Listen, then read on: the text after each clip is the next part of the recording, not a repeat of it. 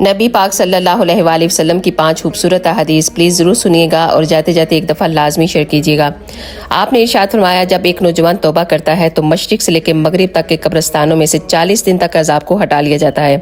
آپ نے ارشاد فرمایا، تم اللہ تعالیٰ سے ایسی حالت میں دعا کیا کرو کہ تم قبولیت کا یقین رکھو اور یہ جان لو کہ اللہ تعالیٰ غفلت سے بھرے دل سے دعا قبول نہیں کرتا۔ آپ نے ارشاد فرمایا، جو حق پر ہونے کے باوجود جھگڑا چھوڑ دے میں اس کے لیے اعلیٰ جنت میں گھر کا ضامن ہوں گا۔ آپ نے فرمایا، مخفی انداز میں اپنی ضرورتوں کو پورا کیا کرو کیونکہ ہر خوشحال آدمی پر حسد کیا جاتا ہے۔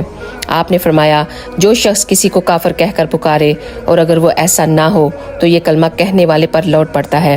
پھر آپ نے ارشاد فرمایا، اللہ تعالیٰ ایسے شخص کو اپنے سائے میں جگہ دے گا جس نے تنہائی میں اللہ تعالیٰ کا ایسے ذکر کیا ہو کہ اس کی آنکھوں سے آنسو جاری ہو گئے ہوں۔